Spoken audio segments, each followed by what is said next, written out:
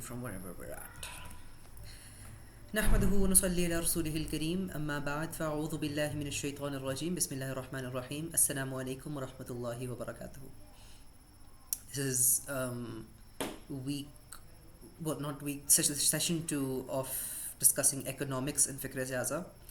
Last session में हमने discuss किया था conventional banking system और conventional global economic system को कि how does it work, उसकी कुछ core mechanics क्या हैं, उसकी एक्चुअल पर्पस क्या है, किस आइडियोलॉजी के साथ वो बना था and what are the structural flaws within it, कि वो किसको बेनिफिट करता है और किसको हार्म करता है.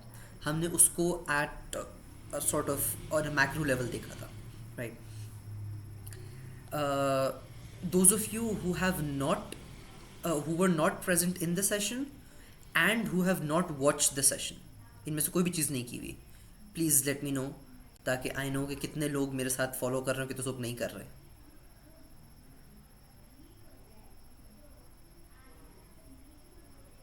ओके, अहमद को नहीं चांस मिला. Who else? फिर आई एम अज्यूमिंग कि you gonna keep pace with me ना, कि मुझे दोबारा सब चीज़ें बैकग्राउंड में जाने की ज़रूरत नहीं है. ओके, उस्मान को भी नहीं देखने का मौका मिला, ठीक हो गया. I will give you guys a brief recap कि क्या बात चल रही थी और फिर वील मूव ऑन, क्योंकि I can't repeat that whole session. बहुत इंफॉर्मेशन डेंस सेशन था, राइट. इन शॉर्ट हमने डिस्कस किया था कि the banking system currently how it works is कि एक तो it creates money out of nothing, ठीक. When you deposit money into a bank, the bank does not keep all of it. आपने bank में लाख रुपए रखवाए तो बैंक आपके लाख रुपए वॉल्ट में पड़े नहीं रख रहा कि आपको जब भी चाहिए होंगे आप जाके विड्रॉ कर लेंगे और वो लाख रुपए आपको वापस दे देगा. नहीं, bank keeps a fraction of it. मेरी आवाज़ में लैग आ रहा है, कैन बाकी सबको भी आ रहा है या सिर्फ ये अहमद का इशू आ रहा है?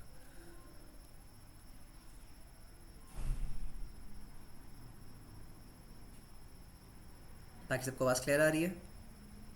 अहमद, फिर शायद आपकी साइड पे नेटवर्क का इशू हो रहा होगा. Yes please. ओके, तो द रिकैप इज़ कि हमने देखा था the bank is creating money out of nothing. आपने जो लाख रुपए डिपॉजिट किए बैंक में, वो उसका एक फ्रैक्शन रिजर्व में रखता है, यूजुअली 10% लेट्स से उसको रिजर्व में रखता है. तो लाख रुपए में से 10,000 रुपये वो अपने वॉल्ट में रख रहा है and 90,000 it is lending out to someone else, right. किसी को लोन चाहिए बैंक से तो वो उसको दे रहा है 90,000 रुपीज़, ठीक. अब जिस बंदे को 90,000 रुपीज़ मिले हैं उससे 90,000 रुपीज़ दोबारा बैंक में जमा करवाए, राइट. अब इन 90,000 रुपीज़ में से बैंक दोबारा 10% रख रहा है और बकिया 90% 81,000 किसी और को लेंड कर रहा है. ये साइकिल चलती जाती है until the money is like 10 times more than what was originally deposited, ठीक.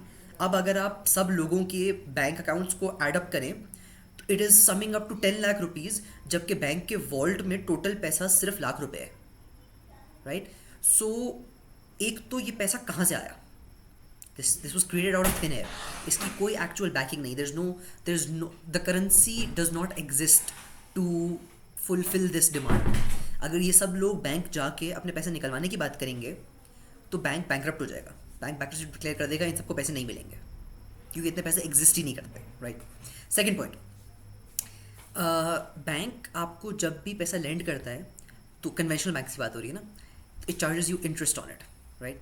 When it charges you interest on it, तो अब देखो इशू क्या है. इवन ये जो वर्चुअल मनी की हम बात करें ना, कि सबके पास इन टोटल अगर हम सबके बैंक अकाउंट्स के बैलेंस को प्लस करें, ऐड अप करें, तो it will add up to 10 lakh rupees, right. लेकिन ये 10 लाख रुपीज़ भी बैंक के बैलेंस को पे ऑफ नहीं कर सकते. क्यों? क्योंकि बैंक आपको क्या कहता है, ये हम आपको पैसे दे रहे हैं, आपने हमें ये प्रिंसिपल प्लस एक इंटरेस्ट अमाउंट वापस करनी है. चलो, प्रिंसिपल तो वापस हो सकता है. इस वर्चुअल मनी की गेम में अगर हम खेलें ना, तो एक बंदे के बैंक अकाउंट में अगर अगर टोटल इकोनॉमी में ये जो वर्चुअल मनी क्रिएट हुआ है, जो बैंक ने क्रिएट किया है, इसको भी अगर हम लेके चलें तो 10 लाख रुपए एग्जिस्ट करते हैं. लेकिन बैंक वांट्स 10 लाख रुपए प्लस इंटरेस्ट बैक.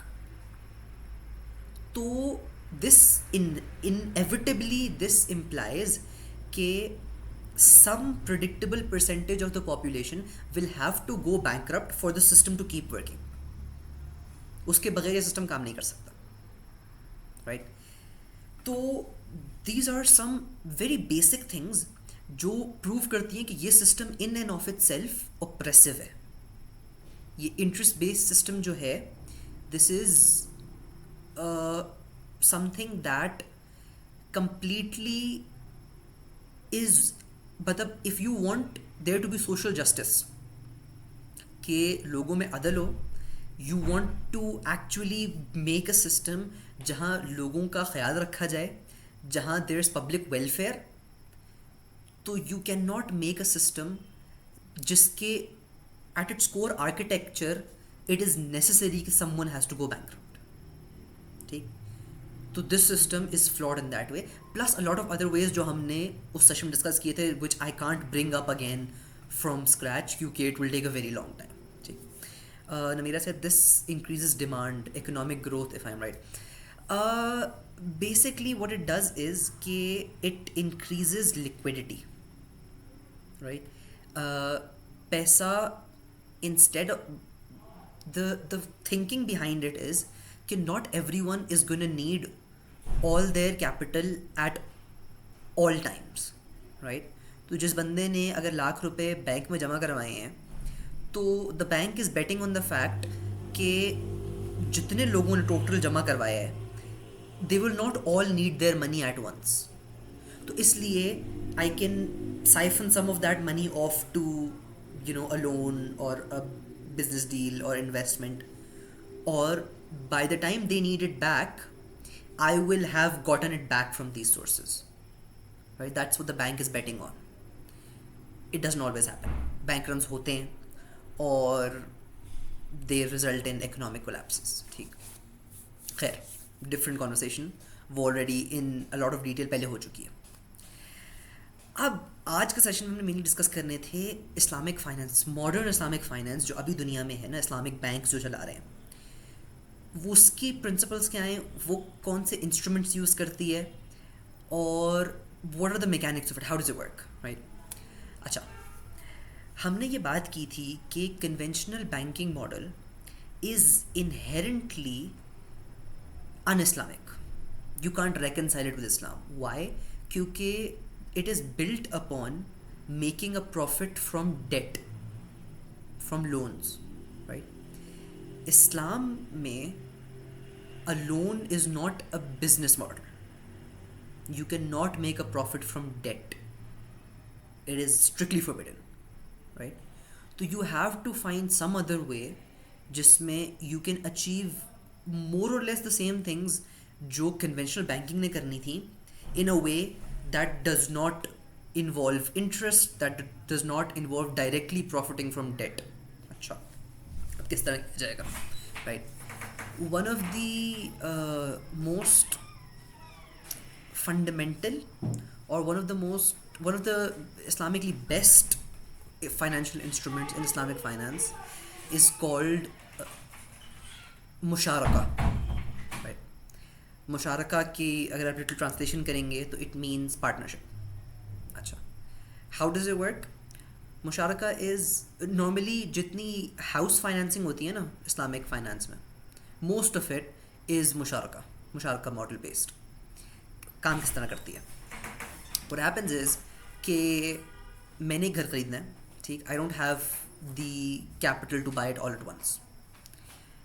मैं अगर कन्वेंशनल बैंकिंग में जाता हूँ तो कन्वेंशनल बैंक सेज कि आप हमसे इतना पैसा ले लें, आपका लेट्स से 4 करोड़ का घर है, ठीक, जो आपने ख़रीदना है, आप हमसे 4 करोड़ रुपए ले लें, and over a period of से 10 years आपने हमें पे ऑफ करना है ये डेट विद 5% इंटरेस्ट. ठीक, तो essentially what the conventional bank is earning from is debt. जो उसने आपको पैसा दिया है वो पैसा वो बढ़ा के वापस मांग रहा है आपसे. ठीक, अब if you shift to the Islamic finance side of things, मुशारका में क्या है कि द बैंक से अच्छा आपने ये घर लेना है, लेट्स बाय इट टुगेदर. ठीक, तो you put 20% down payment, I will finance the rest of the 80%.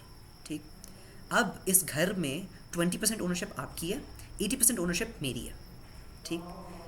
अब करना क्या है कि इस हाउस का जो भी मार्केट रेंट बनेगा ना, वो आप मुझे, बैंक को यानी कि, मंथली पे ऑफ करेंगे इक्विवेलेंट टू जितना उसका पोर्शन है, स्टेक है आपके हाउस में। तो लेट्स से अगर मंथली रेंट उस घर का 50,000 रुपये बन रहा था और बैंक का 80% स्टेक है इस घर में, राइट, बैंक ने 80% ओनरशिप है बैंक की, तो you will pay 80% of 50,000 which is 40,000 to the bank in terms of rent. ये रेंट हो गया, plus you will own in monthly instalments buy back a portion of the house from the bank. तो let's say bank ने रखा हुआ है कि 2% आप हर महीने बाय बैक करेंगे हमसे, तो 2% की जो भी वैल्यूएशन बनती है प्लस जितना भी रेंट बनता है वो आप मंथली बैंक को पे करेंगे, and slowly and gradually you will by equity from the bank until the time period जब आपने सारी इक्विटी बैंक से बाय आउट कर ली है और बैंक का 0% शेयर है, ठीक। Ownership of house is mandatory for home?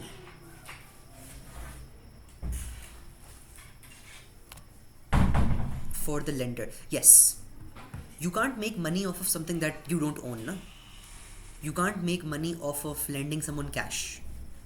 अगर आपने किसी को कैश lend किया है तो they are supposed to give you back exactly that amount in cash. अगर आपने किसी को gold lend किया है तो they're supposed to give you back exactly that amount in gold, right? You can't charge more than what you originally gave them, right. तो ownership में ये है कि अब अ हाउस इज़ समथिंग जो कि जिसकी वैल्यू इंक्रीज़ करेगी, वैल्यू अप्रिशिएट करेगी। तो on a monthly basis you can re-evaluate कि अच्छा इसकी मार्केट वैल्यू इतनी है, तो उसमें से when I am suppose to buy back 2% तो उसकी इतनी पेमेंट बनेगी, राइट। लेट्स से जिस टाइम पे आपने ये डील शुरू की उस टाइम पे वो घर 4 करोड़ का था, बट अब 1 साल बाद 2 साल बाद उस घर की मार्केट वैल्यू 5 करोड़ हो गई है, तो अब 5 करोड़ की वैल्यूएशन पे you will buy back that 2% from the bank, ठीक। क्योंकि बैंक का ओनरशिप है ना उसमें, बैंक की 80% ओनरशिप है इन दैट एसेट। अब अगर उस एसेट की प्राइस इंक्रीज करेगी तो बैंक का शेयर भी इंक्रीज करेगा और आपका शेयर भी इंक्रीज करेगा, राइट। परसेंटेज सेम रह रही है लेकिन वैल्यू तो इंक्रीज कर रही है घर की, right. And same goes for the rent. अगर मार्केट में रेंट इंक्रीज करेगा तो आपकी वो रेंटल पेमेंट भी बढ़ जाएगी बैंक को, right. Is the proportion of shares between the bank and the person set or does it depend on the person and the bank? It depends not even just on the person and the bank, it is a contractual thing ना। तो अगर आप initially 20% down payment करके कर रहे हो तो bank का 80% शेयर होगा, अगर आप इनिशियली 50% डाउन पेमेंट कर देते हो तो बैंक का 50% शेयर होगा। It's just a matter of कितना पैसा आपने लगाया और कितना पैसा बैंक ने लगाया, तो उसके बेसिस पे। बट लेट्स से अगर 4 करोड़ का घर था, आपने 1 करोड़ लगाया और बैंक ने 3 करोड़ लगाए, तो अब 75% ओनरशिप बैंक की है, 25% आपकी है। It's just basic math, right. इसमें इतनी कोई वो नहीं है। Does conventional mortgage work the same? The conventional mortgage does not work the same.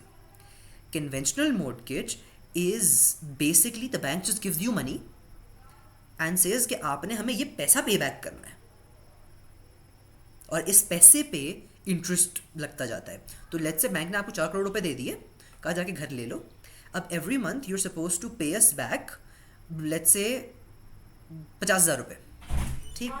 अब आपने हमें 50,000 रुपये देने और ये जितना पैसा, जितना पेंडिंग बैलेंस है ना, उस पर इंटरेस्ट लगता जाएगा, वो कंपाउंड होता जाएगा। तो 1 साल के बाद आपने लेट्स से 1 लाख रुपए पे ऑफ कर दिए, 1 लाख रुपये तो 50 के हिसाब से 6 लाख रुपए आपने पे ऑफ कर दिए, 6 लाख रुपए आपने पे ऑफ कर दिए। तो अब पीछे सिर्फ 3 लाख कितने रह जाने चाहिए, पता नहीं, मैथ मेरी अभी दिमाग नहीं चल रहा। बट आपने जितना ही पे ऑफ कर दिया सिर्फ उतना अमाउंट नहीं रह गया, उस अमाउंट पे इंटरेस्ट भी लगेगा, तो वो अमाउंट बढ़ती जाएगी। इन दी एंड जब आप टोटल पे ऑफ करेंगे it will be much higher than the amount the bank give you. Isn't it better to get a loan to pay 100% of the house and own it completely and then give the loan back so you don't have to pay rent? देखो in theory तो ये बात सही है, लेकिन who will give you a loan? whoever will give you a loan, अगर वो conventional bank है तो they will charge you interest for it, right? और अगर वो इस्लामिक बैंक है तो it can't charge you interest for it, तो फिर वो आपको लोन क्यों देगा? Think from the banks perspective कि वो आपको पैसे दे दे और उतने ही पैसे आप उसको over a period of 10 years वापस करो। बैंक को तो उसमें नुकसान हुआ क्योंकि इन्फ्लेशन की वजह से उस पैसे की परचेजिंग पावर कम हो गई। और अगर नुकसान नहीं भी होता, लेट्स से इन्फ्लेशन आप हटा दो आउट ऑफ द क्वेश्चन, तो फिर भी उसको for a period of 10 years अपना कैपिटल आपके अंदर फंसा के रखने का क्या फ़ायदा हुआ? Why would a bank do that, right?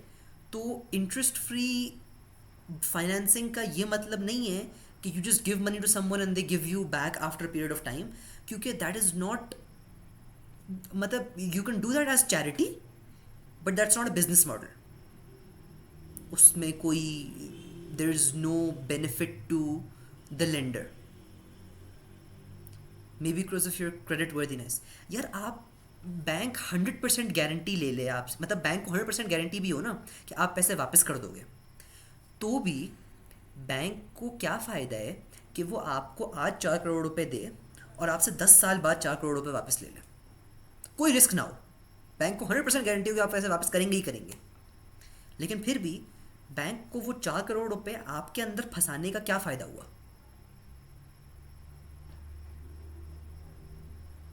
भाई देखो, आपके पास लेट्स से 10,000 रुपये पड़े हुए हैं, ठीक? आप 10,000 रुपये से आज अपना घर ले सकते हो, या फिर आपसे कोई कह रहा है कि मुझे 10,000 रुपये दे दो, मैं तुम्हें 4 साल के बाद या 5 साल के बाद 10,000 रुपये वापस कर दूंगा। जब वो आपको 5 साल के बाद 10,000 रुपये वापस करेगा तो आपके उस 10,000 रुपये से वो घर नहीं आएगा जो 5 साल पहले आता। You guys understand basic inflation ना? दिस इज बेसिक इन्फ्लेशन कि money loses purchasing value over time. तो अगर उस बैंक, उस लेंडर को मुझे क्या फ़ायदा हो रहा है आपको पैसे देने का, अगर आप मुझे सिर्फ उतने ही पैसे 5 साल के बाद 10 साल के बाद वापस कर रहे हो? मैं आपको क्यों पैसे दूंगा? मैं अपना कैपिटल किसी बिजनेस में इन्वेस्ट कर दूंगा, मैं अपने को घर बना लूँगा, अपना कोई एसेट बना लूँगा, गाड़ी ले लूँगा, कुछ कर लूँगा। मैं आपको क्यों दूंगा वो पैसे अनलेस मेरा भी कोई फ़ायदा हो? कन्वेंशनल बैंक ही कहता है कि आप मुझे इस पैसे के अगेंस्ट इंटरेस्ट दे दो जो मेरा फ़ायदा है। इस्लामिक बैंक ही कर नहीं सकता, इस्लामिकली उसको मना है, वो इंटरेस्ट नहीं ले सकता। तो वो क्या करता है, वो आपके साथ ओनरशिप शेयरिंग में एक एसेट खरीद लेता है, एक घर खरीद लेता है। अब जितना उसका शेयर है उस एसेट में, उतना आप उसको उस एसेट की यूजेज की वो देते हो, पेमेंट करते हो। वो अगर आज 80% ओन कर रहा है घर को, तो आप आज it is likely that you will pay more in rent than in interest. With different calculations it can differ, but हाँ, it is more likely. But is that a justification for interest? It's not just मतलब interest तो when we're talking about Islamic finance तो interest तो is out of the question ना, मतलब interest पे तो हम बात कर ही नहीं सकते। तो फिर we put interest aside and we see कि अच्छा इस्लामिकली हमारे पास options क्या है, खेल किस तरह कर सकते हैं, right? तो this is the basic infrastructure जो इस contract का है कि आप शेयरिंग में ले लो। अब लेट्स से आज बैंक का 80% शेयर है, तो you will pay 80% of rent value to the bank. Let's say 5 years down the line you buy off half the house to yourself, तो अब you only suppose to pay half the rent value to the bank, और half आपके पास रहती है क्योंकि you half owner, right? The whole purpose of banning interest was to protect people who take loans. This would be worse for them. Not exactly, I will tell you why. देखो, interest का क्या मसला है कि interest एक तो compound करता है, राइट? ये चीज़ें हमने डिस्कस की थी इन द लास्ट सेशन कि interest, how does interest take money away from a system, how does interest take money away from the basically people who are lower in the financial hierarchy of things, and it accumulates wealth in the higher echelons. ठीक, ये again इसकी थोड़ी C complex dynamics है, हमने last time discuss किया था पूरा. One I will give you a simple example. जो अभी हमने बात डिस्कस की ना कि interest creates money in the economy, interest creates a debt in the economy that cannot be paid off. Economy में टोटल इतना पैसा ही नहीं है कि you can pay of the interest. This system make sure कि ये नहीं होता. One of the things, right. Let's say if the house costs 5 crore this year, but then over the period of 2 years it increases to 6.5 crore. This would lead to a total increase in rent per share owned by the bank as well. Am I correct? Not necessarily. देखो, rent is not directly proportional to house की valuation ना. Rent की market calculation अलग है और घर की जो valuation है वो अलग है. घर आप बेचने जाओगे तो उसकी वैल्यू एक अलग उससे मेरिट से क्रिएट होती है, और रेंट की बेसिकली वैल्यू एक अलग पैरामीटर है इन इटसेल्फ, राइट. तो आपकी जो पेमेंट फॉर बाइंग बैक है वो इंक्रीज करेगी. लेट्स से आप जिस टाइम पे आपने कॉन्ट्रैक्ट किया उस टाइम में 5 करोड़ का घर था, तो आपकी जो मंथली 2% बायबैक था वो हो रहा था एट 10 लाख रुपए. लेकिन जब घर की वैल्यू इंक्रीज करके 6.5 करोड़ पर चली गई, तो अब आपका जो 2% बायबैक है दैट विल इंक्रीज प्रोपोर्शनली. तो वो होगा, बट इट्स नॉट नेसेसरी कि रेंट की वैल्यू भी इक्वली ऊपर जाए, राइट. तो दिस इज़ मुशारका. This is the flagship Islamic finance model, right. ये this is one of those things जिसमें there the least amount of objections या प्रॉब्लम्स इस्लामिकली स्पीकिंग. बट अभी तक हमने सिर्फ थ्योरी डिस्कस की है. We have not discussed how this actually practically happens. Can Islamic banks give us loans buy holding our other assets as collateral? No, basically no. क्योंकि collateral का concept is not कि आपने ये चीज़ bank को बेच दी है. कोलैटरल का concept is कि आप मुझे पैसे दे दो, राइट. अगर मैं आपको पे बैक ना कर पाया तो आप मेरी ये चीज़ ले लेना, right. It is that's not how it works.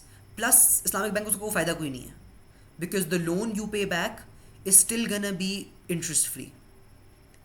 तो कोलैटरल रखे या ना रखे makes no difference to the bank, right. तो ये तो हो गया मुशारका, ठीक. मुशारका के प्रैक्टिकल चैलेंजेस और फ्लॉज पे हम आएंगे. पहले I just want to give you guys the theory of the financial instruments, ठीक. मुशारका is shared ownership, shared equity basically. There is another very similar partnership model जिसको कहते हैं मुराबहा, राइट. मुराबहा नहीं, राइट.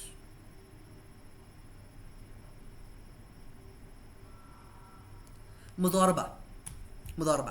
अच्छा, मुदारबा का क्या सीन है कि it is usually for more business oriented things. कि आपने एक बिजनेस शुरू करना है, अब उसमें आपके पास स्टार्टिंग कैपिटल नहीं है, राइट. तो आप क्या करो कि you say I will put in the effort and the labor and the time and the energy, and the bank या whatever जो आपके पास capital investor है ना, they put in the capital investment, the money. अब if the business flourishes तो फिर मतलब at the time of agreement, जिस टाइम पे इन्वेस्टमेंट हो रही है उस टाइम पे it is better to imagine musharaka as a complete house loan you pay off in steps while the bank is basically in the renting business. Yes, more or less. Basically it's just कि आपने मतलब bank ने आपके साथ मिलकर घर खरीदा है ना, तो अब उस घर में लेकिन रह सिर्फ आप रहे हो, बैंक नहीं रह रहा उसमें. तो you owe a rent to the owner. It's yeah, you can define it as that. अच्छा, हम क्या बात कर रहे थे? मुदारबा का ये है कि आपने बिजनेस शुरू करना है. बिजनेस में आपने बैंक को ये बोला कि पैसे आप डालो, काम मैं डालूंगा, राइट. वी अग्री कि अगर बिजनेस चल जाता है तो इतना इक्विटी या इतना प्रॉफिट आपका होगा और इतना मेरा होगा, और अगर नहीं चलता, बिजनेस फेल्स, तो आपका सारा कैपिटल डूबा, मेरे सारा का सारा टाइम एंड एनर्जी डूबा, राइट? जो और वो टाइम एंड एनर्जी अनपेड होगा. I can't take salary or a wage from the bank for doing this work, right? So I put in money or I put in time and effort, the bank puts in capital, और ये हमारी shared partnership है. Very similar to मुशारका, but मुशारका mostly asset based होता है, मुदारबा is more business based. या आपको business करना है तो उसमें स्टार्टअप आपने करना है तो उसके लिए आपको फाइनेंसिंग चाहिए, आप इस तरह कर लें, ठीक. These two are again, Mudaraba and Musharaka are similar in status in the Islamic finance sense कि most scholars agree कि in theory इनमें कोई issue नहीं है, right? और they have very little objections to these models. अच्छा, here one of the, what else is in Islamic finance? Going back to conventional finance, let's say आपने गाड़ी खरीदनी है, आपने गाड़ी फाइनेंस करानी है, you don't want to buy it all at once. Conventionally what you do is कि आप गाड़ी लेते हैं और आप again bank just gives you a wad of cash and says कि आपने हमें इस पर इंटरेस्ट पे करना है, अगर आप इस पे पेमेंट्स पे डिफ़ॉल्ट करेंगे, हम पे बैक नहीं करेंगे, तो हम गाड़ी आपकी वापस ले लेंगे, और जो आपने पेमेंट की हुई है वो तो हम रखेंगे ही रखेंगे, राइट? तो दैट्स दैट. और इंटरेस्ट बेस्ड है तो the problem is clear. Islamically, most car financing works on इजारा मुंतही बित्तमलीक.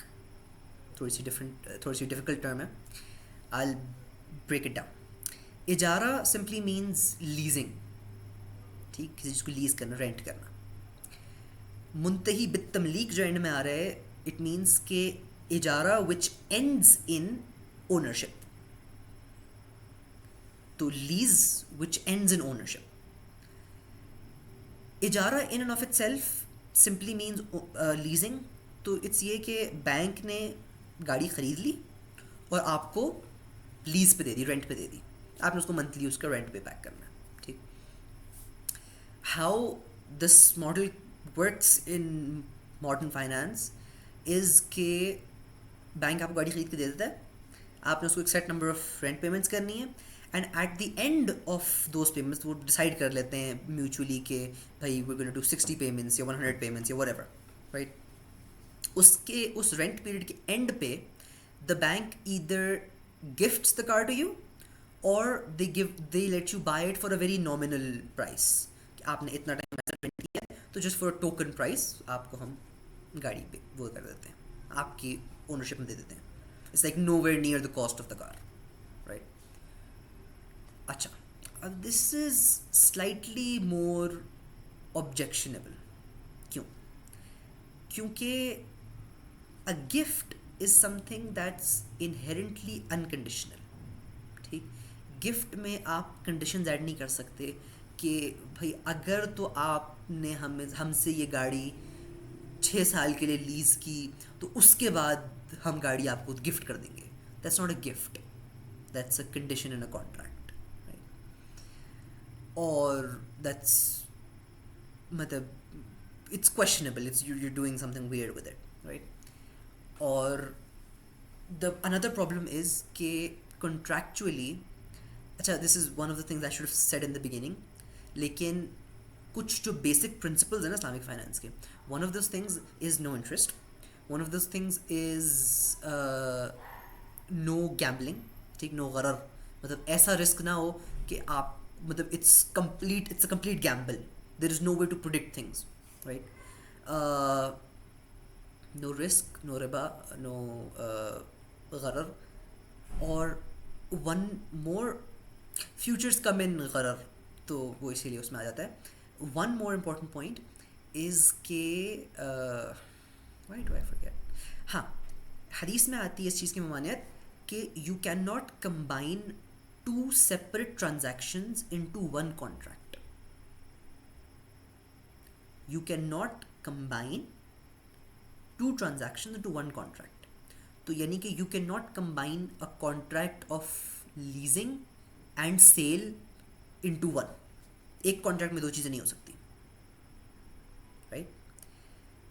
तो अब यहाँ पे ये ऑब्जेक्शन आती है कि how are you can make this work, क्योंकि अगर तो if you consider this a sale, कि at the end of the rental period ये एक सेल हो रही है, तो फिर what you've just done is you've made that sale conditional on the renting, and you've combined two transactions into one contract.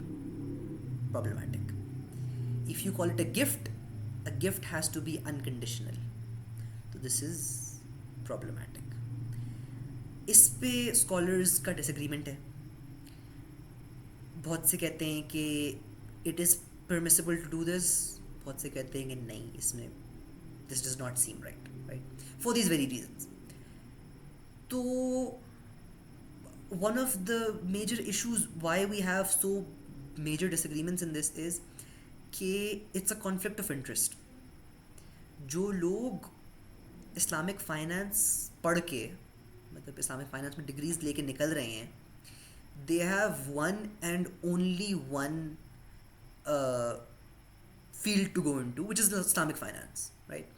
तो अगर वो इस्लामिक फाइनेंस के अगेंस्ट ही बात करेंगे तो they won't earn. और someone who hasn't studied Islamic finance, वो जब इस्लामिक फाइनेंस से बात करेगा तो they will obviously have less weight and less authority, क्योंकि they don't know the actual practical implementation details of how these contracts work. मतलब it's not an easy subject, it's an actual, तो जिस तरह accounting and finance and banking अपनी जगह एक पूरी degree है, उसी तरह इस्लामिक फाइनेंस अपनी जगह, अपने उसमें एक पूरी डिग्री है. There is a lot of technical work that goes behind the scenes into this field. It's not that easy to diagnose कि अच्छा क्या सही है और क्या नहीं है. But again it's a conflict of interest. उसने पढ़ा हुआ है, वो अगर इसको गलत कह देगा तो वो अपनी रोज़ी को लात मारेगा. तो it is harder, it has become harder to identify यार क्या सही है और क्या नहीं है. इसीलिए आई वोंट गिव यू, मैं यहाँ बैठ के फतवा नहीं दूंगा कि वेदर मीज़ान बैंक जो लोन्स दे रहा है सही कर रहा है नहीं कर रहा, right? I am just giving you the principles of what are the basics to look for. ठीक, खैर, तो ये हो गया इजारा और इसकी कुछ स्ट्रक्चरल क्रिटिक कि अच्छा ये इस तरह होना भी चाहिए या नहीं भी होना चाहिए, right? A 34th Islamic finance instrument that practically, if you look at Islamic banks, so it makes up 70 to 80% of all of their financing agreements, right? It's called Murabaha. Or Murabaha is probably one of the most questionable of these instruments. Why? मुराबाहा simply means cost plus financing. ठीक, तो bank आपको गाड़ी ख़रीदनी है, आपने bank से बोला मुझे वो वाली गाड़ी चाहिए, वो गाड़ी 10 लाख रुपए की है. बैंक कहता है ओके मैं ख़रीद देता हूँ और आपको बेच देता हूँ, आप मुझे इंस्टॉलमेंट्स में पे बैक कर दें, लेकिन आपने मुझे 11 लाख रुपए पे बैक करने हैं. अब technically speaking this is not Riba. Why is it not riba? Who can identify?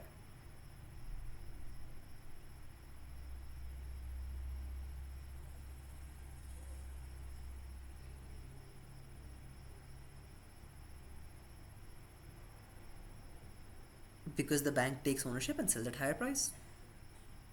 Bank owner है ना. This is the principle of trade. कोई बिजनेसमैन क्या करता है कि एक चीज़ कहीं से लो प्राइस पे खरीदता है और उसको हायर मार्केट पे बेचता है, राइट? ओके, अब इसमें several questions come up. Is sale and repurchase allowed, like repossession, like selling and buying with interest afterwards? I'm not sure I understand. अच्छा देखो, let me clarify what interest actually means. ठीक, interest means कि एक चीज़ time bound है, आपने उस time में उसको वो नहीं किया तो मज़ीद इंक्रीज़ हो जाएगी. राइट? आपने, अगर आप, बैंक आपको कहता है कि देखें आप, मैं आपके लिए, मैं ये 10 लाख की गाड़ी ख़रीदता हूँ, आपको 11 लाख की बेच देता हूँ, लेकिन if you don't pay me the correct, क्या कहलाती है, इंस्टॉलमेंट एवरी मंथ, तो आपकी प्राइस विल इंक्रीज, मैं आपसे इंटरेस्ट चार्ज करूँगा। मतलब ये जो इंक्रीज प्राइस है ना विद टाइम, ये इंटरेस्ट है। लेकिन if a price is agreed upon at the time of sale, जिस टाइम पे कॉन्ट्रैक्ट हो रहा है ना, कॉन्ट्रैक्ट में ये लिख दिया कि देखो मैं ये 10 लाख की चीज़ ख़रीद रहा हूँ और आपने मुझे इंस्टॉलमेंट से पे बैक करना है 11 लाख या 12 लाख या 15 लाख, वट एवर अमाउंट, ठीक है? वो ओनर है ना, he can sell at what ever price he wants, तो वो जिस मर्जी प्राइस पे बेचे, right? But that set amount has to be stated in the contract. ऐसा नहीं हो सकता कि मैं बोलूँ is there a limit to how high the price can be, no, because owner है ना, he has the right to price his asset at whatever cost he wants. Asset, product. वो आपकी, आपके पास चॉइस है कि आप उसको खरीदें या ना खरीदें, बट ये प्राइस, इस प्राइस पे एक दफ़ा कॉन्ट्रैक्ट हो गया, नाउ इट कांट चेंज। आप दोनों ने एक दफ़ा साइन कर दिया कि ओवर टाइम, ओवर ये जितने भी इंस्टॉलमेंट्स हैं, इसमें 12 लाख में मैंने ख़रीदनी है वो, तो अब वो 12 लाख से 1 रुपये ऊपर नहीं जा सकता। Like legally, someone else owns, but using it in our books, like using our asset on sale to get cash and then repurchasing it from legal person who owns. I am even more confused, Namira. What? अच्छा, what exactly are you talking about? ये is this in the context of a car or an asset? It's called a fake sale, like someone else owns but using it in our books, like using our asset on sale to get cash, repurchasing it from legal person who owns. I'm not sure I follow.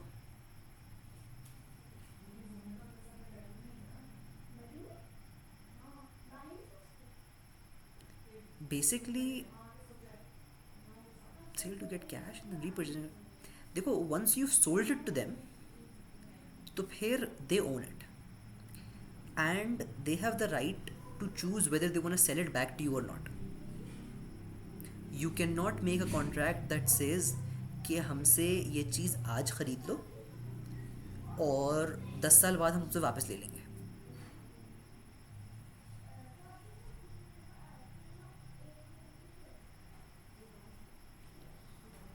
I hope this addresses what you were asking.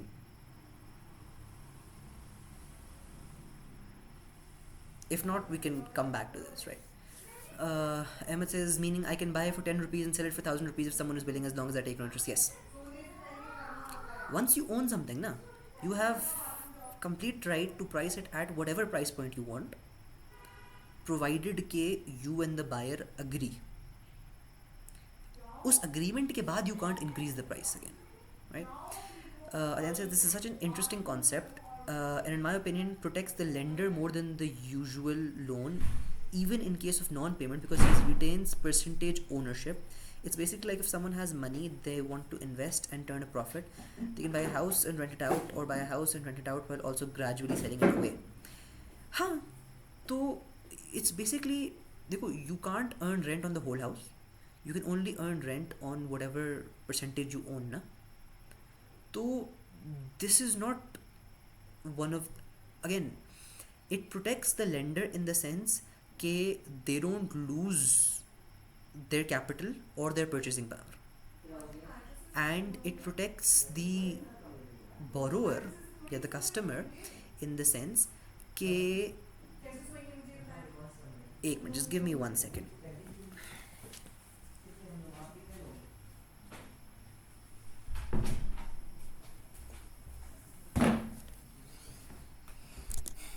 Sorry. अच्छा, It protects the borrower in the sense कि they're not basically burdened with compounding interest जो कि pile up होता जाएगा and in the end they'll have to go bankrupt, right?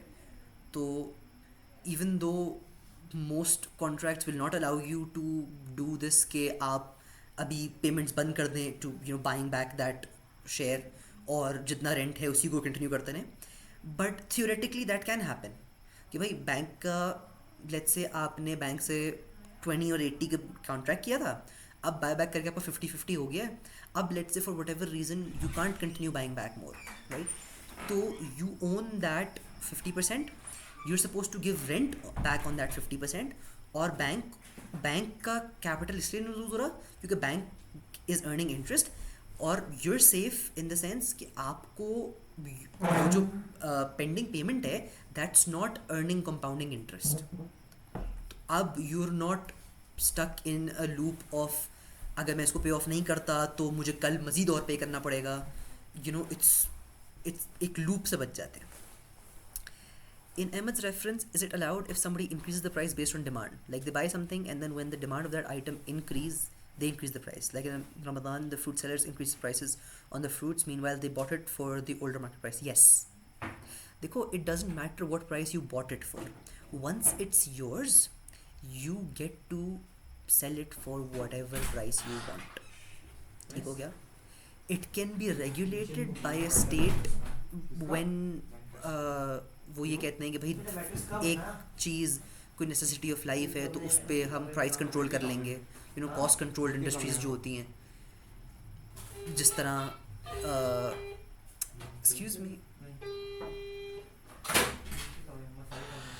तो you can do that कि भाई let's say state ने कह दिया कि petrol is the cost control industry, तो अब पेट्रोल की प्राइस कोई डिमांड से इंक्रीज़ नहीं कर सकता. वो जो स्टेट ने डिसाइड की हुई है उसी मार्केट प्राइस उसी प्राइस पे सब बेचेंगे, या लेट्स से इट्स मिल्क या आटा या व्हाटएवर.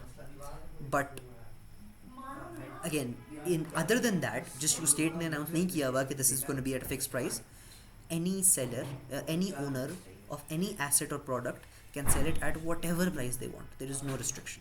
ठीक. Namira says, yeah, in law they own, but risk and reward are with us until we get our loan by the purchaser. Actually, there are many differences in law and accounting, but with interest like still being asset backed. Dekho, again, I feel like I'm still not understanding what exactly you're talking about. But understand this. एक asset जो own करता है उसका risk और उसका reward उसके पास होता है. ठीक. If you sell that asset, तो जिसने भी ख़रीदा है अब रिस्क भी उसके पास है और रिवॉर्ड भी उसके पास है. ठीक. You can not force that person to sell that asset to you. You can not contractually bind that person कि आज आप मुझसे ये ख़रीद लो और 10 साल बाद एट द ओल्ड प्राइस या एट करंट मार्केट प्राइस मैं आपसे वापस ले लूँगा.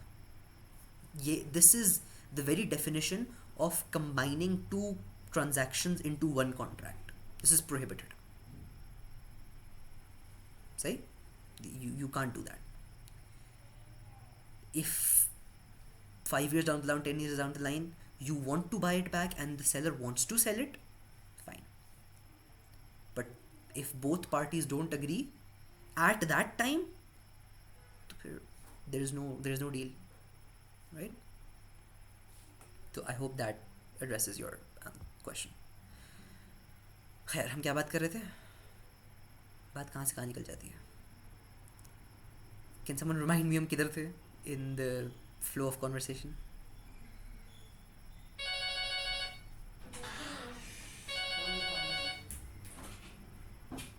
I think we were discussing मुराबहा, right? तो मुराबहा में ये है कि it's not interest. Why? Because आपने at the time contract decide कर लिया कि भाई ये इतनी प्राइस पे मैं बेचूंगा आपको, इतनी प्राइस पे आप मुझसे खरीदोगे, वेदर इन वन पेमेंट या whether in instalments, whatever you want, वो कॉन्ट्रैक्ट पे डिपेंड करता है. ठीक हो गया. अच्छा, अब ये तो होगी थ्योरी कि क्योंकि बैंक ओन करता है तो bank can sell it to you at whatever price you want, it wants. The problem is कि लीगली मतलब practically it doesn't actually effectively hold any risk. ठीक, इस्लामिकली कॉन्सेप्ट क्या है कि you can only earn money from one of two things, या तो risk या फिर एफर्ट. अब you need to take risk to earn money. You cannot have 100% return on anything.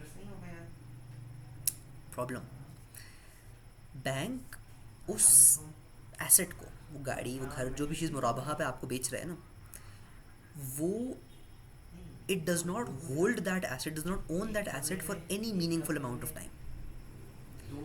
Most banks क्या करते हैं कि आपको, जो कस्टमर को, एक वकाला अग्रीमेंट में अपना एजेंट बना के, अपनी एजेंसी पावर दे के एक अमाउंट ऑफ कैश देते हैं कि आप जाएं वो ख़रीदें on our behalf, on the bank's behalf. ठीक, और जब आप ख़रीद लें तो फिर you can now buy it from the bank, क्योंकि आप एजेंट ऑफ द बैंक थे at the time of buying that from the first owner, और अब आप कस्टमर हैं, और क्योंकि बैंक वो एसेट ओन करता है तो it now transfers to you.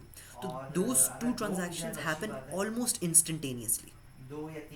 मतलब it, in practical terms, it's there is no time difference.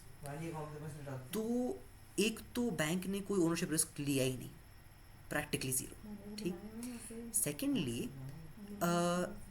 a lot of scholars apply the same prohibition of two transactions into one contract in this as well. क्यों?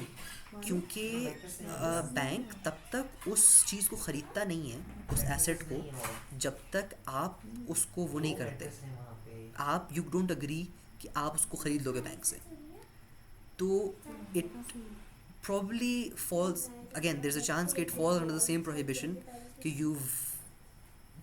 you've combined two sales, two transactions into one contract, क्योंकि there's, again, but the bank didn't own it before, the bank was selling it to you, the bank was asking you to buy it before it owned the property itself. तो again questionable, बहुत सारे scholars पे object करते हैं. The second part to why scholars object on this is because of a macroeconomic level. जब आप इसको, अगर even if we assume कि this transaction, this मुराबहा का financial instrument जो है, if the singular transaction जो मुराबहा पे हो रही है, even if it is fully halal, the problem is कि on a macroeconomic scale, it very closely mimics the effects of an interest-based transaction. It makes close to no difference in actual macroeconomic level. कोई economy as a whole को basically same ही फ़र्क पड़ रहा है इस मुराबहा transaction से जितना उसको इंटरेस्ट बेस्ड लोन से फ़र्क पड़ रहा है. तो स्कॉलर से कि भाई you are, even if we assume कि it follows the letter of the law, it breaks the spirit of the law, क्योंकि again क्या फ़ायदा हो रहा है, society is still falling into the same trap of these problems. It's kind of the same just taking out the loan. हाँ, तो basically क्योंकि आप कर क्या रहे हो, you are getting an asset for something जो and paying back more to the bank. It is exactly the same as आप बैंक से लोन लेते और फिर आप उसको मंथली इंस्टॉलमेंट में उसकी मॉर्गेज पे करते या whatever आप उसको पे बैक करते इंटरेस्ट के साथ. अगर आप बैंक की बैलेंस शीट देखो, उसका लेजर देखो, तो ins and outs of an interest based loan and मुराबहा की transaction basically the same. So even though the specifics, the technicalities of the contract may be different, the effect is the same. और क्योंकि होता क्या है कि the bank looks for the lowest risk transaction, इसीलिए most Islamic banks try to go for murabaha as much as possible, and that discourages the use of more stable financial instruments like musharaka and mudaraba, क्योंकि the bank has a simple guaranteed profit scheme ना, कि वो एक चीज़ कितनी ख़रीदेगा market के साथ आपको बेचेगा और उसको पैसे वापस मिल जाएंगे. तो that sort of creates problems of its own. ये these are कुछ financial instruments Is petrol a hard money, like non-controllable? No. What do you mean by hard money?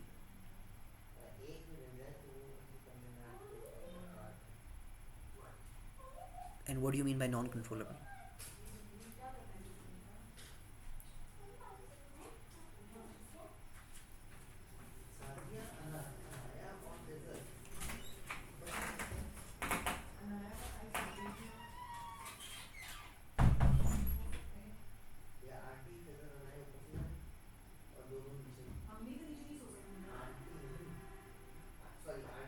If by hard money you mean currency, then I don't think so.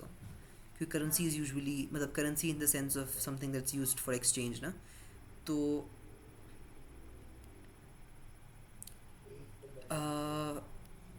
Bitcoin standard by George Orwell, मुझे दोबारा पढ़नी पड़ेगी, मुझे याद नहीं है उन्होंने क्या पढ़ा था, बट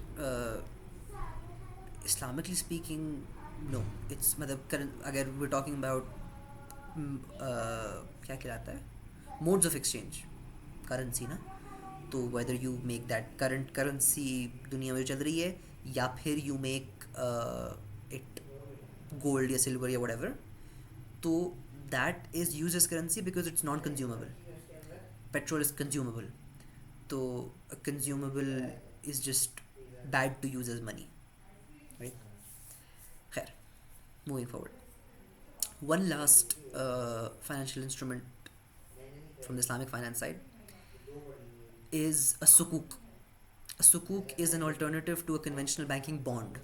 ठीक, bond क्या होता है, एक गवर्नमेंट को, एक कंपनी को पैसे चाहिए, वो आपको एक IOU कॉन्ट्रैक्ट देता है कि आप हमसे ये बॉन्ड ख़रीद लो, bond basically call it a chit, ठीक, कि आप हमें लेट्स से ₹1,00,000 दो, हमसे ₹1,00,000 का बॉन्ड ले लो. अब दिस बॉन्ड मैच्योर्स इन से 90 days, ठीक, for every day you earn X amount of interest, and at the end of the 90 days we will buy back this bond from you. तो ये बॉन्ड आप हमें वापस दें और ₹1,00,000 हमसे वापस ले लें अपने, तो इट्स बेसिकली गारंटीड रिटर्न. सुकूक क्या करता है, अ सुकूक is basically share in an actual asset. तो लेट्स से एक गवर्नमेंट ने एक हाईवे बनाया है, ठीक, अब उस हाईवे को अपफ्रंट करके अपफ्रंट कॉस्ट को फुलफिल करके तो गवर्नमेंट ने उसको फंड कर दिया और बनवा दिया है, लेकिन अब government wants that liquidity back to do other things ना, तो अब वो क्या करती है कि it sells off shares of the highway. You can buy of 1% of the highway और एट दिस प्राइस, ठीक, वाइल यू ओन दिस, ठीक है, इसको सुकूक कहते हैं कि दिस 1% शेयर इज अ सुकूक इन द हाईवे. अब this will mature in say again 90 days, ठीक, तो in the period of this 90 days जो भी अर्निंग्स होंगी इस हाईवे की, आप टोल अर्न करोगे, वो चीज़ें अर्न करोगे, you can get a share of that, ठीक, and at the end of the 90 days फिर जो भी वैल्यू होगी उस हाईवे की, विच मोर और लेस रिमेन्स अनचेंज. मतलब बहुत रेयर वो इंसिडेंट होता है ना कि इस तरह की किसी एसेट की वैल्यू चेंज हो जाए, हाईवे की, एयरपोर्ट की, इस तरह किसी चीज़ की. तो eight the end of that maturity period the government, yeah, whatever the issuing body was, it will buy back the sukuk from you for the whatever current price it is. ठीक, तो this is a convention, this is an Islamic financial alternative to bonds. ठीक, bonds are interest based, sukuks are not, basics.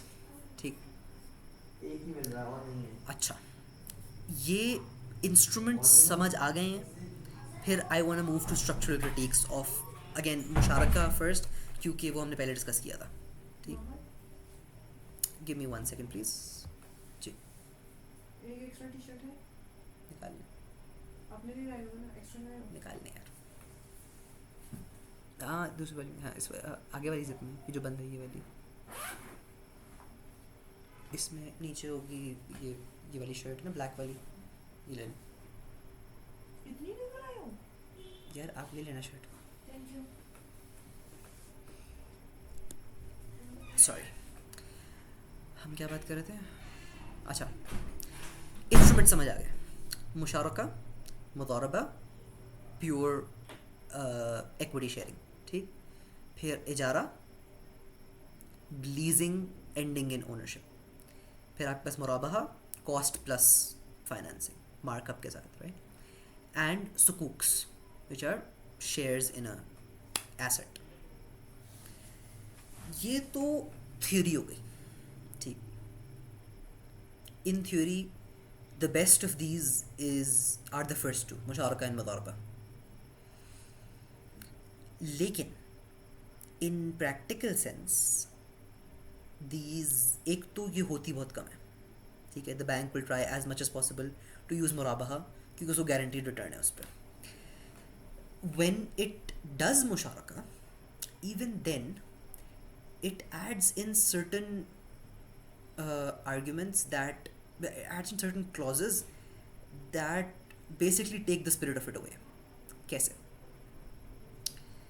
If you own something, you are supposed to take care of all ownership related fees, ठीक। तो a property owner has to pay property tax, right.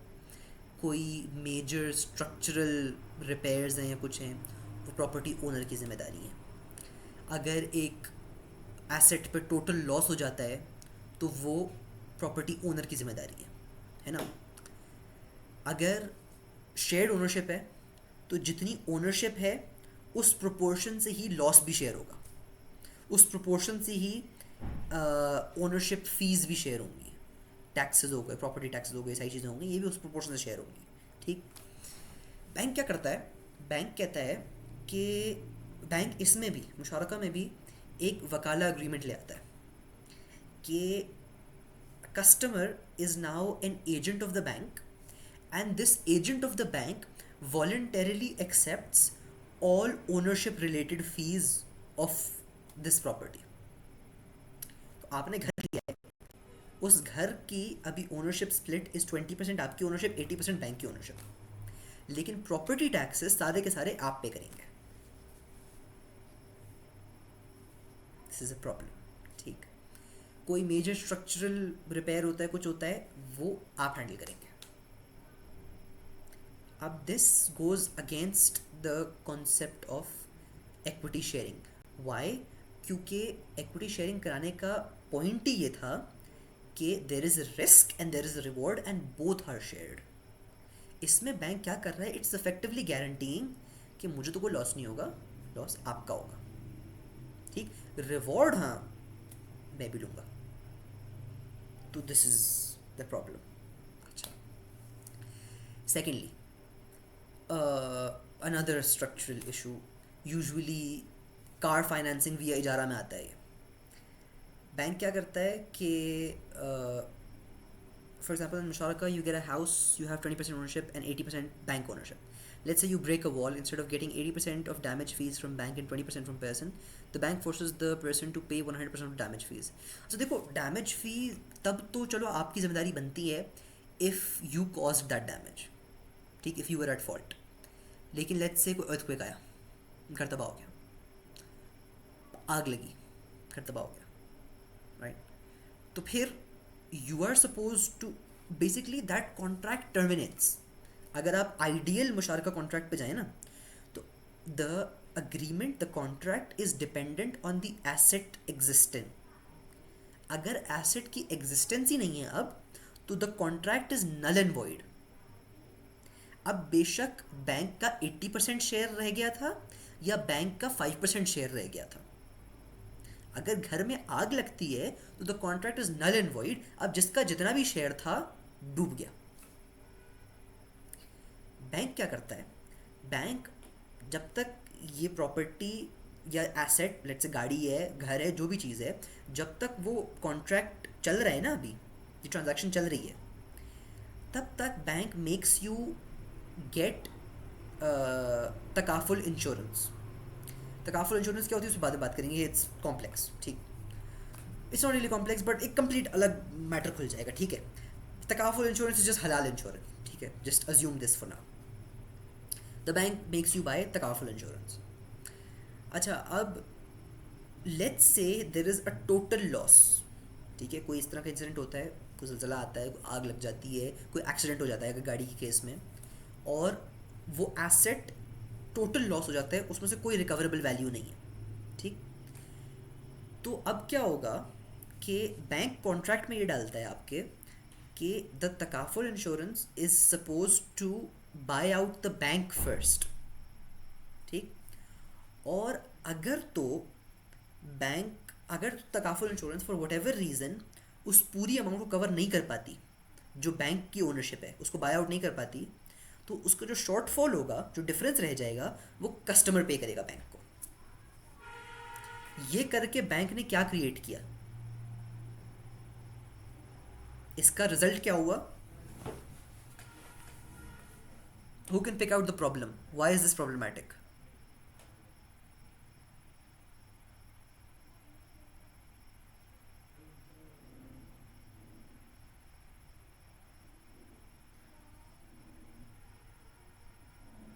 किसी को तो समझ आएगा कि why is this problematic.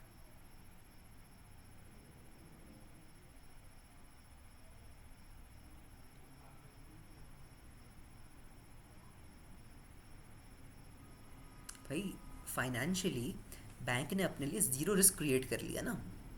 There is no risk to the bank for loss of capital. अगर asset तबाह हो भी जाता है तो भी the user has to pay back the bank. Bank का ज़ीरो रिस्क है, बैंक कभी भी लॉस में नहीं जाएगा। This is what makes this contract a problem. Bank अपने लिए ज़ीरो रिस्क बेयर करता है, all the risk you bear, the reward we share. अब these are practical implementation issues, ठीक। these are not, again the Islamic concept, the behind it was not this। ideologically ये चीज़ इस तरह नहीं होनी थी, और जब ये ज़ीरो रिस्क हो गई है तो there is an inherent problem here। लेकिन प्रैक्टिकली स्पीकिंग ये ऐसी हो रही है, और a lot of scholars are speaking out on this कि भाई इस तरह करोगे तो फिर तो this is no longer even हलाल। Niraj says, I am skeptical about insurance being halal. You are right to be skeptical, but abhi I have neither the research on hand nor the time to discuss takaful ki details. तो it is again not an agreed upon issue. Scholars के difference of opinion है इस पे। कुछ कहते हैं कि again when you structure it as takaful तो it is permissible, कुछ कहते हैं कि नहीं फिर भी नहीं है because there are certain structural issues। उस पर बात हो सकती है, राइट। उस पर इंशाल्लाह हम बात करेंगे इसी इकोनॉमिक्स में ना, हम बात करेंगे उसमें। थैंक्स फॉर रिमाइंडिंग मी, मैं उसको ऐड करता हूँ अभी हमारे फर्दर एजेंडा में इंशाल्लाह। But these are some structural issues with current modern contemporary Islamic finance जो एग्जिस्ट करते हैं, जो हैं। One of the best ways I saw someone explaining Islamic finance was Islamic finance is not halal in and of itself. This is a big claim, ठीक। Islamic finance is not halal in the same way that pork or alcohol is not halal. Islamic finance is just a minimization of current, again मैं ये बात कर रहा हूँ आज के Islamic banks के बारे में, ठीक, कि these Islamic banks are just a minimization of damage in order to create the least possible harm in a harmful scenario, ठीक। जिस तरह ज़रूरत के वक्त पे again pork and alcohol can be made permissible, conditionally permissible, उसी तरह Islamic finance is just a compromise from the conventional banking system. This is not something जो this is something जो अगर public knowledge हो गई तो it will shake some foundations, ठीक। लेकिन ज़कात प्लेज आर्ग्यूबली गुड रोल। ज़कात को तो अगेन दिस इज़, ज़कात इज़ एन इकोनॉमिक टूल जिसको मुस्लिम उम्मा यूज़ करना भूल गई है। We will talk about this when we talk about solutions and I will show you how powerful of a tool ज़कात कैन बी। लेकिन अभी I am just talking about Islamic banking and Islamic finance जो अभी दुनिया में नज़र आ रही है ना, जो मीज़ान बैंक चला रहा है और जो जिस पे मुफ्ती तकी उस्मानी फतवा दे रहे हैं, मैं उसकी बात कर रहा हूँ, राइट। उसमें you have to keep in mind कि that is not a fully halal thing in and of itself. That is conditionally permissible due to the fact कि we're living in this world जिसमें conventional finance ऐसे चल रही है. तो to maintain some connectivity and some linkage with the international world and the international global economic system, ये scholars ने compromise निकाला है. And ये, by the way, I don't want you to be completely, against scholars on this. Why? क्योंकि scholars ने भी पहले तो शुरू किया with the best of the best systems. लेकिन मसला ये है कि हम इतने mentally ग़ुलाम हो चुके थे उस टाइम तक कि we weren't willing to accept the true Islamic systems. तो scholars starting compromising कि कहीं कुछ तो शायद 1% ऑफ हार्म तो रिड्यूस हो सकेगा from this otherwise completely exploitative system, right. तो इट्स नॉट कि दे वर इल इंटेंशन फ्रॉम द बिगिनिंग, उनकी इंटेंशन अच्छी थी, but the world force their hand.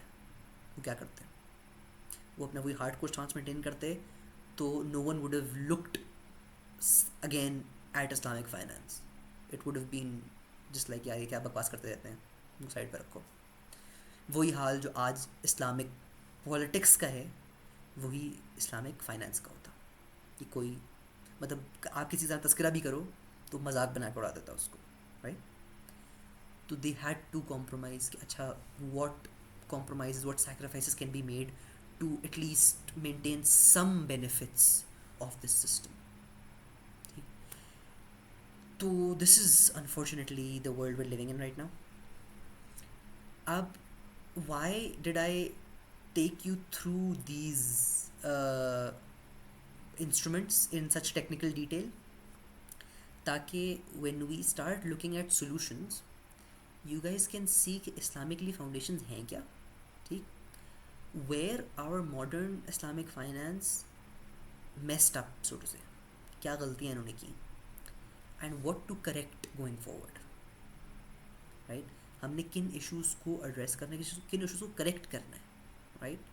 and we have to use some of these tools at least in whatever economic system we build, right, because these tools are more or less rooted in Islamic tradition. It's not necessary कि आप 100% यही चीज़ें use करें, but these are good instruments. These are not bad instruments in and of themselves. It's just उनकी application में there are certain issues. तो खैर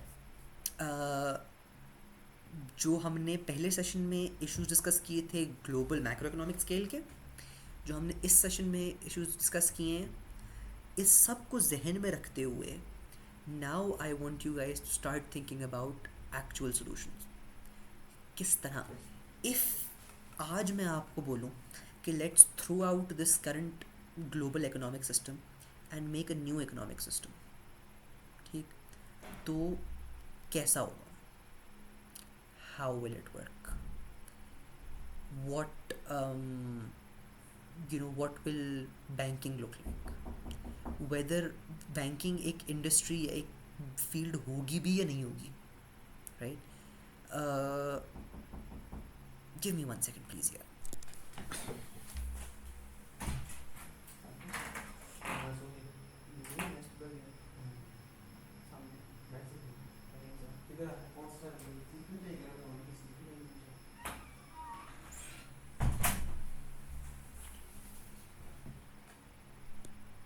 I'm so sorry, हम असल में घर पे नहीं हैं तो lot of stuff going on. खैर, तो I want you guys to be thinking of अगर एक इस्लामिक इकोनॉमिक सिस्टम आता है, हम लाते हैं, तो उसमें व्हाट मतलब आज जो चीज़ें जो टास्क्स बैंक्स फुलफिल कर रहे हैं, जो रोल बैंक्स प्ले कर रहे हैं, वो असल में वो रोल्स हैं क्या, राइट?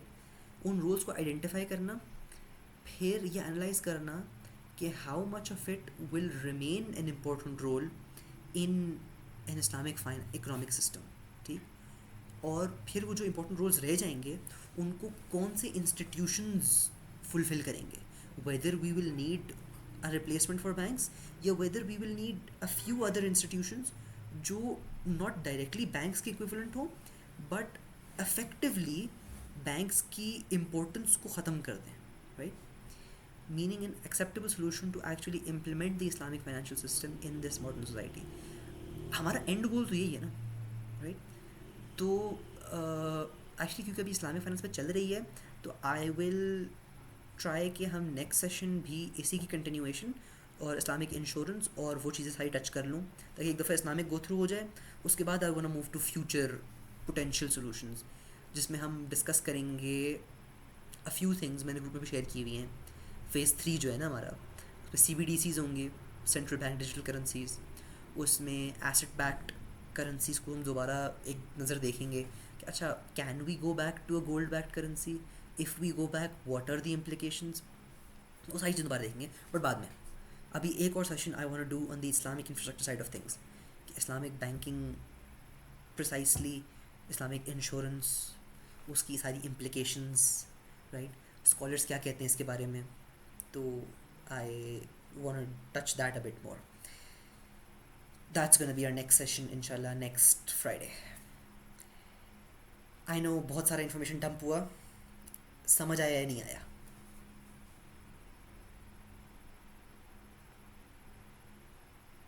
कितना समझ में आया और कितना समझ में नहीं आया? थोड़ा थोड़ा समझ में आ गया. Okay, I think I can live with थोड़ा थोड़ा. We can work on that. 80% is good enough. I like 80%.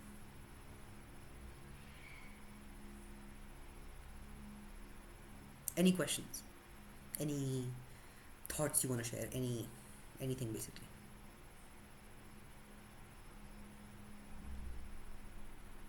I had to learn fake sale midway. I had to learn it as well. So Jazakallah khair for Namira for sharing that with us.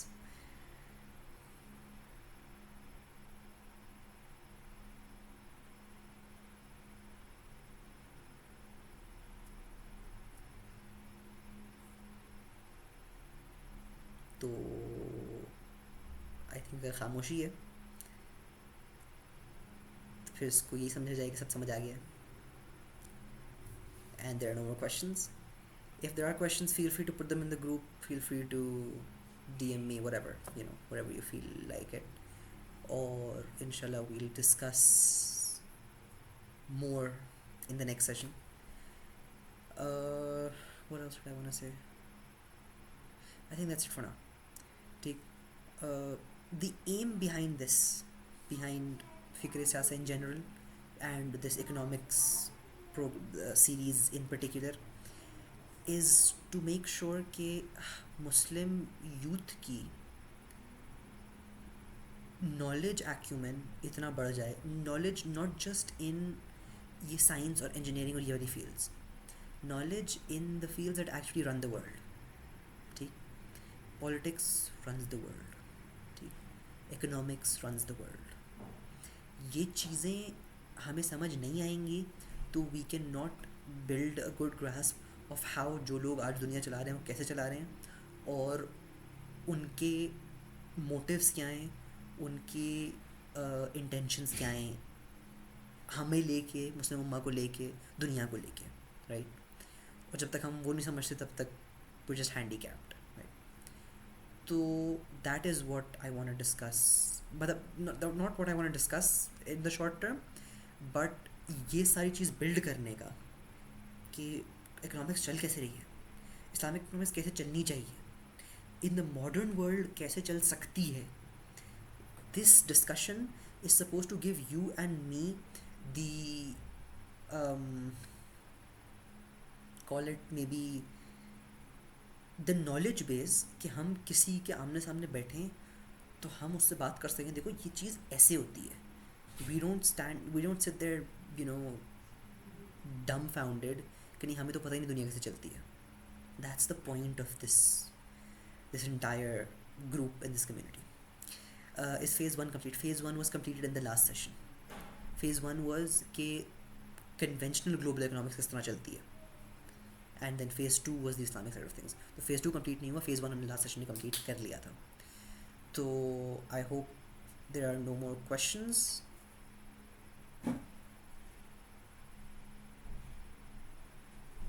If there are any, just feel free to leave them on WhatsApp, और उनको इंशाल्लाह फिर हम address कर लेंगे next time round. जज़ाकुमुल्लाहु खैरन.